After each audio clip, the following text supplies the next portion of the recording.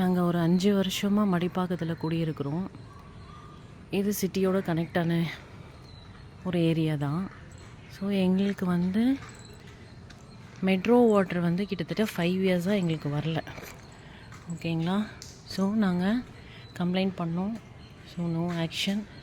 அதுக்கப்புறம் திருப்பி எங்கள் ரோடெல்லாம் ஃபுல்லாக இப்போ எலெக்ஷனுக்கு முன்னாடி போட்டாங்க. போட்ட உடனே ப்ளூ பைப்புன்னு ஒன்று நிறைய ஆட் பண்ணாங்க.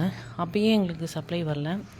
நாங்கள் ஆன்லைனில் சிஎம் செல்லுக்கு கம்ப்ளைண்ட் பண்ணோம். எப்போ அப்படின்னா போன வருஷம் டிசம்பர் மந்த்து.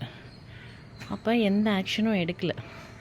கரெக்டாக எலெக்ஷனுக்கு முன்னாடி ஒரு 15 நாளைக்கு முன்னாடி தான் குடிநீர் அந்த வாட்டர் மேனேஜ்மெண்ட் இருப்பாங்க இல்லைங்களா, அவங்க செக் பண்ணிவிட்டு ஸோ இது ரோடு போட்டவங்க மேலே ப்ராப்ளம் அப்படின்னு சொல்லிட்டு அவங்க பாட்டுக்கு எழுதிட்டு போயிட்டாங்க.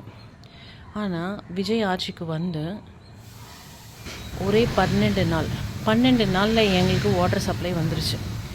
அதே அப்போ இருந்த அதிகாரிங்க தான் இப்பயும் இருக்காங்க. அதே அதிகாரிங்க தான் இப்பயும் வந்தாங்க.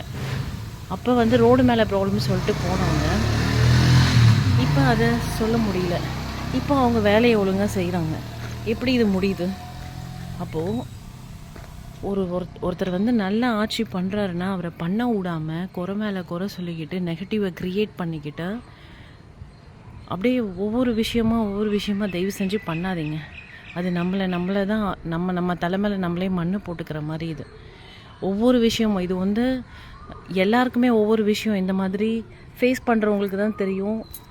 இப்போ நான் சென்னையில் தான் இருக்கேன். ஸோ சென்னையில் இருக்கிற பீப்புளுக்கு தான் தெரியும் ஒரு ஆட்சி மாறும் பொழுது எந்த மாதிரியான சேஞ்சஸ் நடக்குது அப்படின்ட்டு.